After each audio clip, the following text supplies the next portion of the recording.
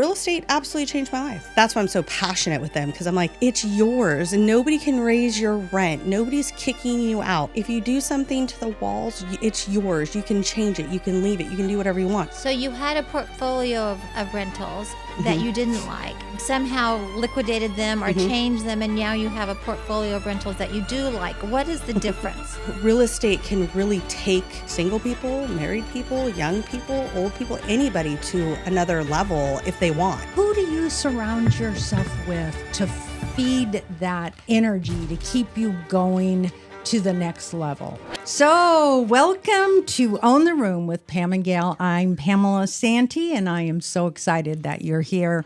This podcast is all about celebrating women who change the energy in the room the minute that they walk in.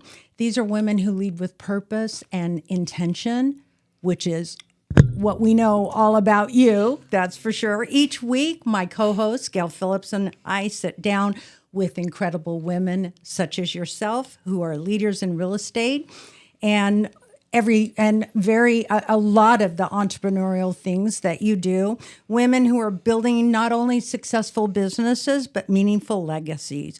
We're going to talk about mindset, missteps, and the magic that comes with truly owning your own space. So Molly Meeker is a mortgage powerhouse, serial entrepreneur, and a certified John Maxwell coach.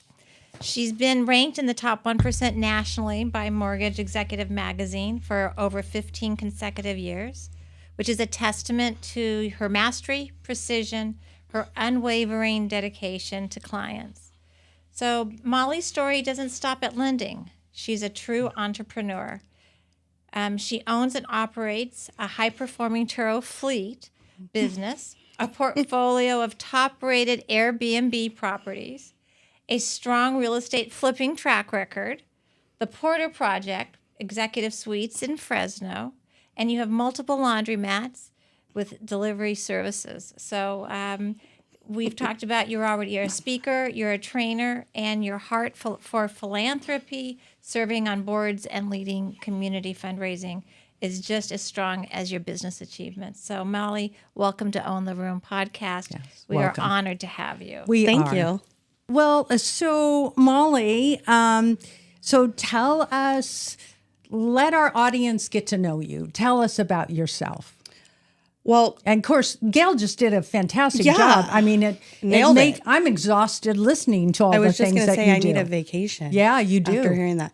No, I mean, we do a lot of different things. I mean, I think there's, for me, never something that I'm not willing to try or do or say, let's give that a go. I think you guys know that, especially because we do that a lot together. Yeah. But I mean, I'm kind of, if opportunity presents itself, I think, you know, one of the things that women are taught is like, oh, you should really sit back and think about that. Are you sure you want to do that? Is that safe for you? Are you okay with that? What is that really going to mean? And I'm like, let's go. The wind's blowing. Let's do a new business. Well, my husband isn't always a fan of that, but I just really feel like women have been put sort of in a box for a long time. And we're in a place now where it's much more, acceptable, I would say. But also sometimes you just have to break those barriers and do things. I mean, when, like, especially the Turo business, almost all those Powerhouse are men. You know? Yeah. Yeah. And my husband's like, you're insane. You want to do what? You want to rent cars? But now we have 27 cars. So it's definitely something that we're doing and changing. But most people, we talked to a bunch of people about it. We did a focus group here in Fresno, and tons of people wanted to do it, but nobody followed through. That's so interesting. Yeah, because it's a lot of work. And I think you told me one time that even though, I mean, you've always been on the cutting edge as long as I've known you, which has been 20 years. Yeah. You know, I first was impressed with the fact that you were the best woman golfer that I knew. And at the time I was really working on my golf game. And so I was like, how does this little old gal hit that ball so far and have such a low handicap? But and then moving into the industry, I believe the way that you got started was becoming a notary. Am I correct about that? Yeah. So, and then from there, what made you look at the lending industry, or how long did you do the notary gig? So I did the notary gig for 2 to 3 years, and that's a great question because I bring that up a lot in things I speak about, but I don't bring it up normally day to day. So I'm glad you said that. Why I started doing notaries is because I was told I was on a job here and I was going to be sent back to Pennsylvania where the corporate office was. And I'm like, I'm not going to do that. And I had to have my notary. And I knew a gal named Laura Stone. Oh, yes. I remember and Laura. Our kids played soccer together. And she's like, hey, you have your notary. Like, we're always looking for notaries. No, it was really hard to find back then. And I was like, I can do that. That's easy. So I told my job, take a hike. I'm going to do notaries. I had no idea really what I was getting into. So next thing you know, not that I don't know what notaries make now, but I mean, I was making 6 figures in notary. And I was like, I know there's a lot of money that could be made in that. I'm like, I'm going to do this forever. Well, then I started paying attention to the loan docs. And I was like, I think I can do this. Like, we're just crunching numbers. I have a business background. Numbers are my thing. I'm kind of like, okay. And so sure enough, you didn't have to have a license back then. Then they kind of changed it where you're supposed to have a real estate license. So I did get a real estate license, never sold a piece of property, but did my, basic loans and then moved into getting what's now called the NMLS. But that's how I started in doing notaries.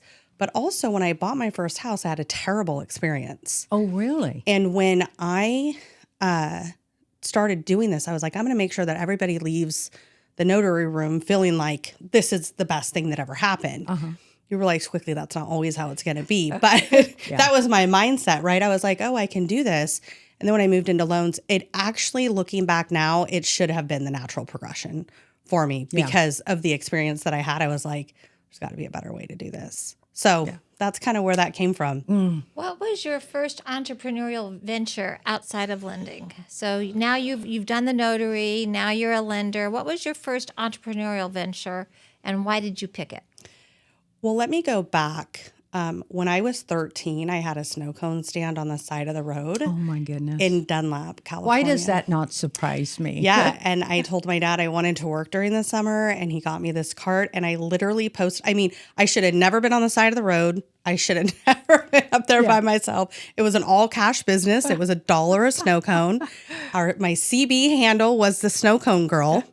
And that's really where. At 13. That's really where it started.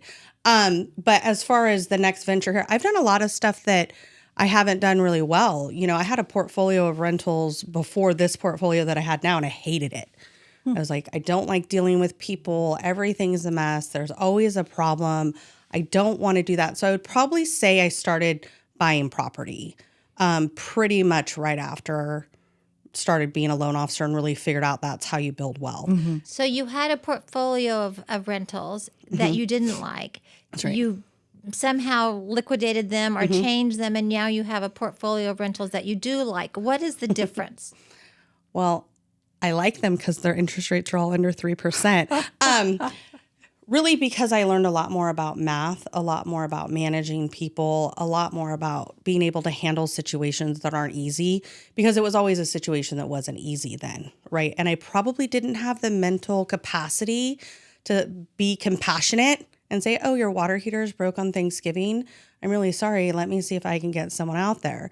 Instead, I would use lots of cuss words and, it's ruining my day when really it was ruining their day, right? So I think that's probably a big shift. Like, I think my compassion in general for like how that stuff works, because I wasn't very good at that. I was like, 30 days, get out. Rules were different back then too. But I was, I just didn't want to deal with people. So yeah, I ended up selling them and doing some investments and other stuff that I really did enjoy. But I don't invest myself. So that's not something that I'm in. But I have people who help me. And that was kind of how that game changed for me. But real estate absolutely changed my life. I think people sometimes now in the world, they're like, oh, it just seems like so much work. I don't want to own something. What if something breaks? And it's like, but it's yours. Yeah. You get to hold it, feel it, touch it. Like you want this. And that's what I'm talking to first-time homebuyers about. That's why I'm so passionate with them. Because I'm like, it's yours and nobody can raise your rent. Nobody's kicking you out. If you do something to the walls, it's yours. You can change it. You can leave it. You can do whatever you want. My daughter painted her room pink. In what world does someone want a pink room in a rental, right? I didn't want it in my own house, but we had the ability to do that. So I just think like real estate can really take single people, married people, young people, old people, anybody to another level if they want. It kind of feels like the gift that keeps on giving, but I didn't realize that when I was younger. I definitely had a problem with it. When, with all of your portfolio and your businesses, when did you realize that you've made it? I still don't think that's the case. I think that's a funny question because I have been asked that before, and I just don't know that there's ever, when you're maybe like me who's always looking for the next thing, I don't know that we're ever really done, right? And so I think, I don't know, making it maybe was like you could go on vacation, without like, counting every penny. I don't know, being able to buy the cars or do the other businesses or share your wealth in other ways. Because that's really what I wanted to do. I wanted to take the wealth from the loans and do other business opportunities with it. So maybe that, but I don't know that I ever really feel like I make it. Yeah. So knowing you like I do, I also know that you're the oldest child. No. You're not? No. Okay. Well, you act like you're the oldest child. You have I should've brothers. been. You have brothers and a sister. And from a large family, that you come from a large family. Yes. How many children were in your home? So there's 8 total. My dad had 3 and then married my mom, and my mom and dad had 5. Oh, goodness. And I'm actually number 7. Oh, okay. You're way down there. Yeah. then. So just another little bone of contention. My little sister's name is Dolly. In what world do you name your kids Molly and Dolly? We're going to have to talk to my mother. Maybe we should have her on next time. Molly So not and only did Dolly. she steal my thunder of being the youngest, because I think she's like 7 years younger than me, but then almost shares the same name. People get a big kick out of That's that. funny. That is Yeah, funny. it is funny.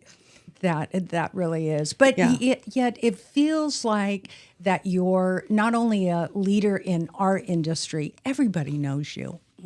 I mean, you are so well known in our community, but I think you're a real leader in your family Yeah. as well. Yeah. I mean, I think what is the old adage that if you want to get something done, give it to somebody who's already so busy because they get it. That seems like the anthem that you live by. Yeah. So, it just turned out that way. I don't think that was planned. My oldest brother is or of the 5 of us, he's a little bit of a recluse, kind of does his own thing. He's a pilot.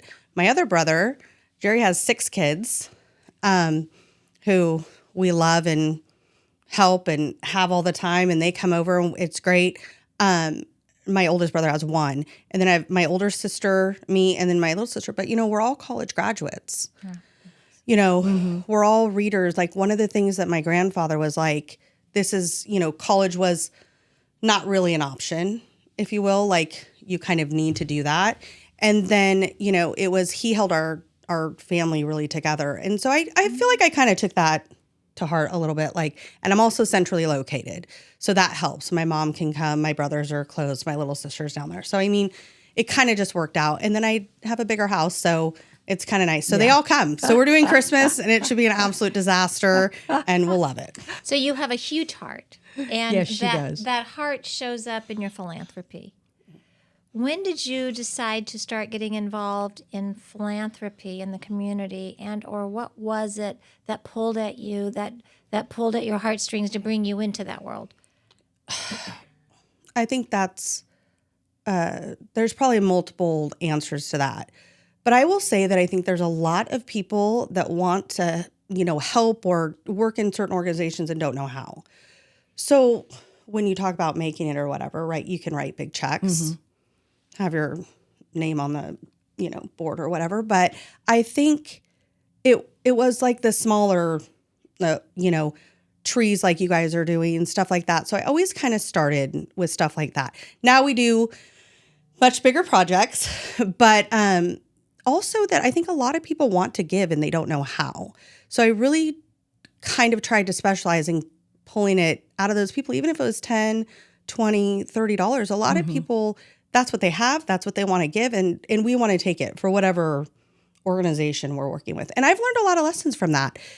It's not easy and it's all volunteer. And it's not always what you think it is, because there's a lot of bureaucracy that goes into all these organizations that you have to really think about where you want to be and who you really want to work with, because it matters. You have, well, I'm sure, because you are so well known in our community, you have a ton of people saying, Molly, come over here, do this. Molly, can you donate for this? Can you be involved? And I've seen, I remember last year, the room that one of the offices here in the building was full of donated items that you had got donated for, I think, Community Hospital.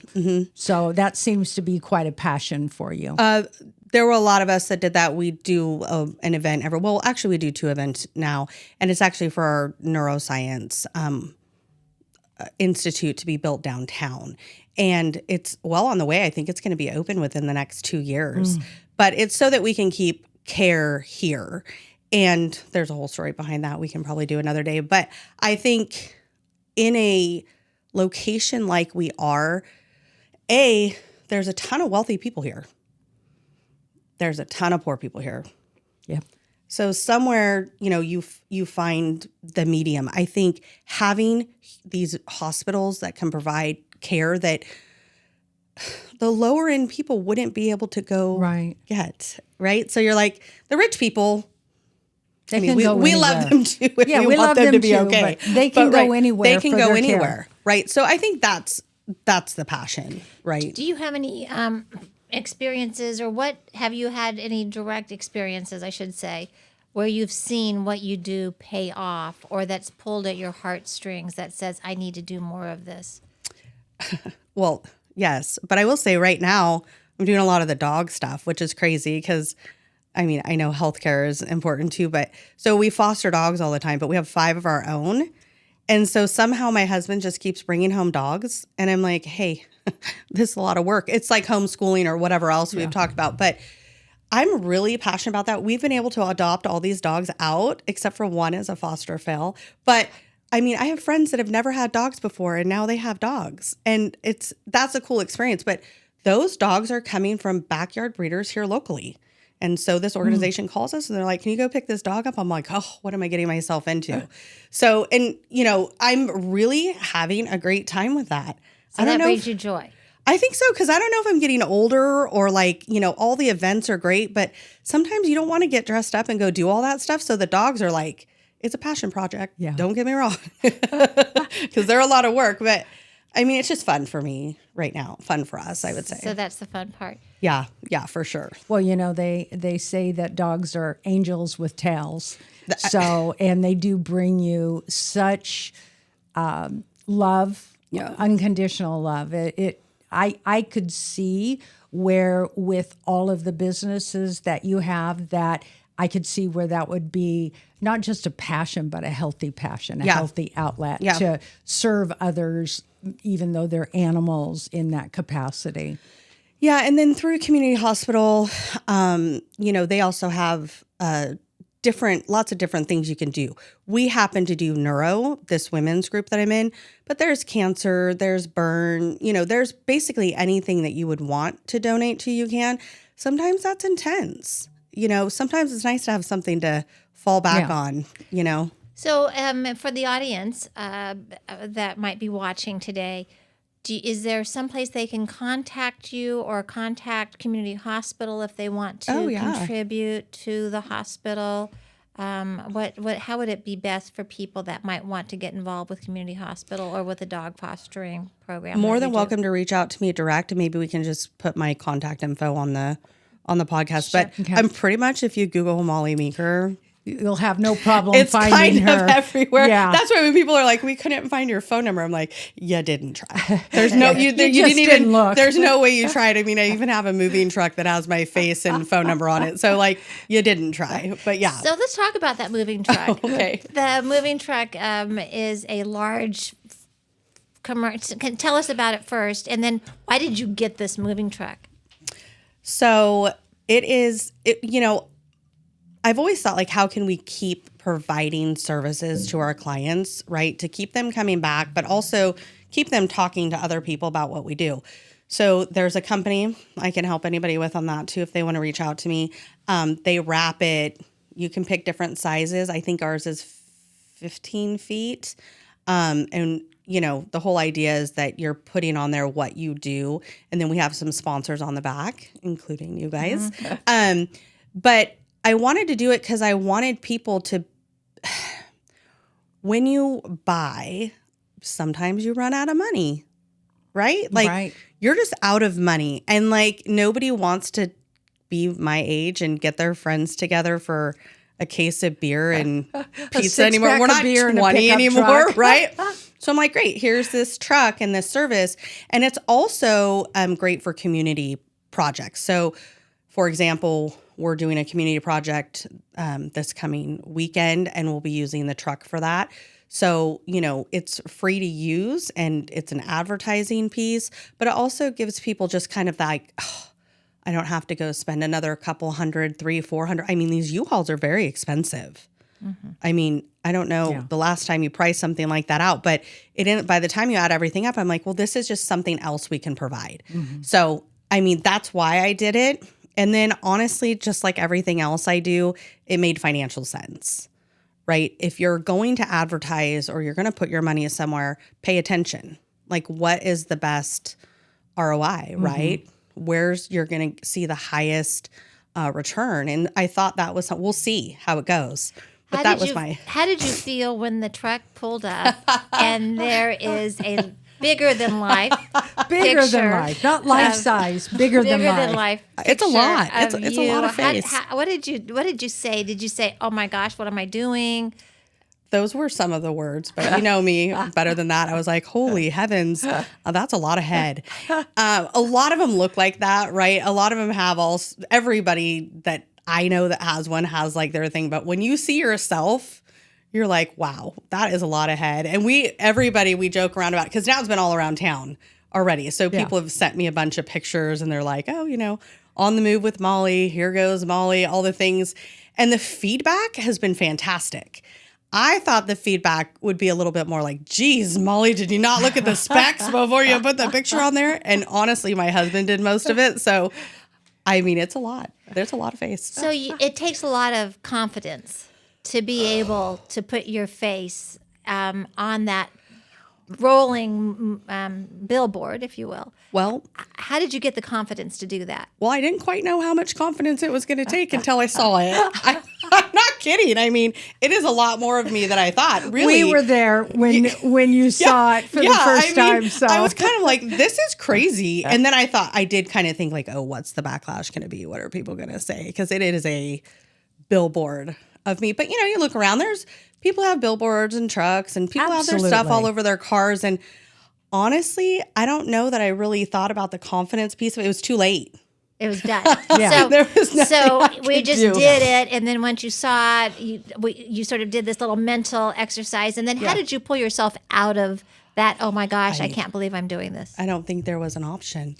I think that is part of like what happens with me. I kind of dig in, and then I'm like, well, I'm here now. Yeah. So I mean, I think there's always going to be people that have things to say or, perception. You can't ever get rid of that with someone. I mean, I think if I worried about that, there would be no way I could do what I do because I think there's a constant, and you guys know, there's always someone or a group of people or whatever, your frenemies, they say. Yeah.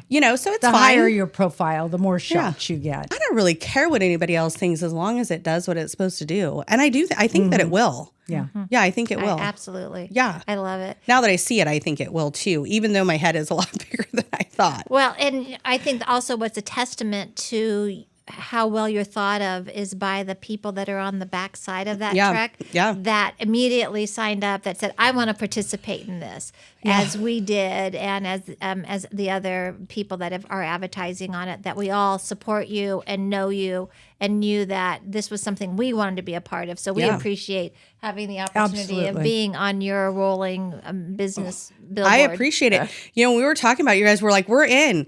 And then I should have been more professional. I was super unprofessional about the whole thing. I text a few people. I'm like, hey, and they're like, yep. And next thing you know, Justin's like, we have 10 people. We're done. And I'm like, that was a lot easier than I thought. But I did think I would get some pushback. And I thought some people would be like, that's out of the scope of what we see here, right? Not necessarily big thinkers.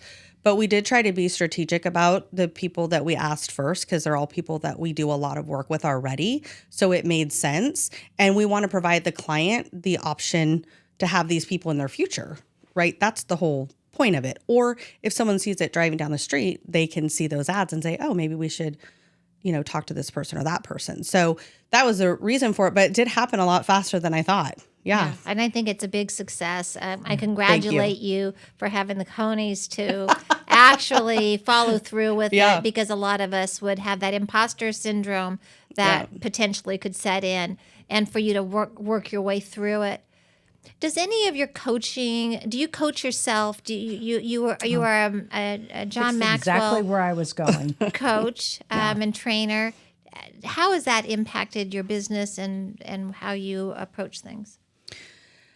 Very similar. The John Maxwell thing was a very last minute thing. I would have to look back to see when I did that, but it was like summertime in Florida, and it was going to be down there. I was working with some other people that had done it, and they're like, you should do this.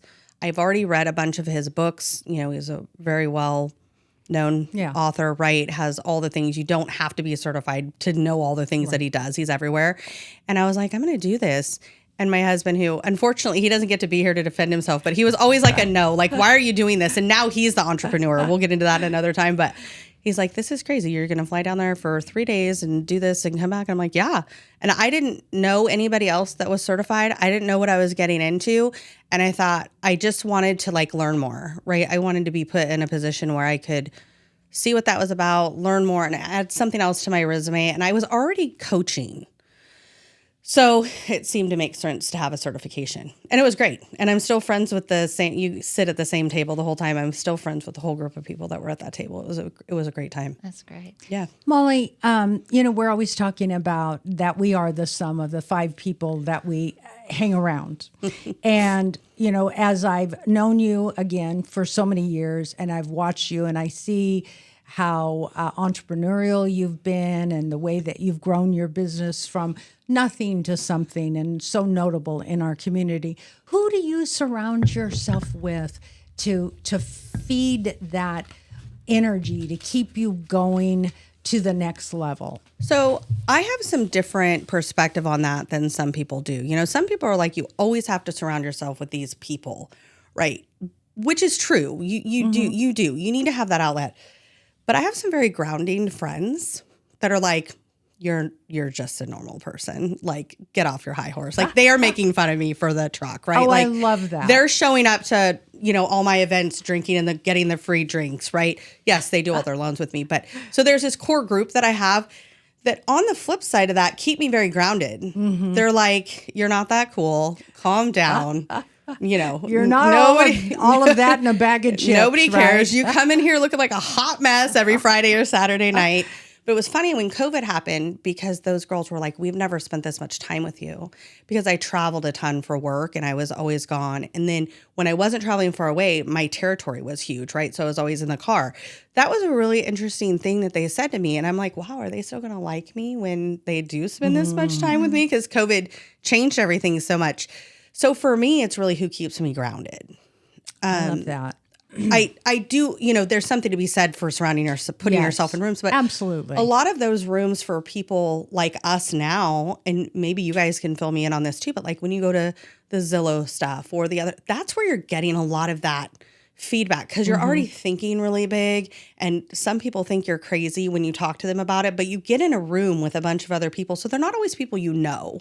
Like, I was just at my first broker convention in Nashville, and I was, on the board of this. I became a broker in February, put on the board, did a huge event. It was a massive success, but I didn't have to know all those women to feel their power, right? So it's like, I don't know that I'm not constantly looking for who I'm going to be around next, because that's a lot of work too.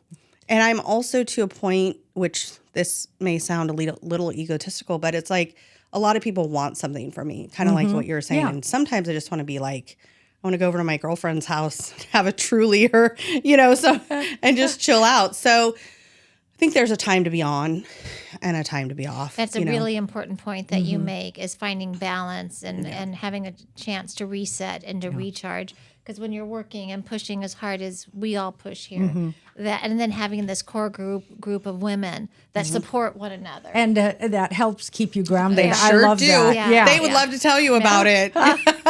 Well, Molly, we want to thank you for joining us today on Own the Room with Pam and Gayle.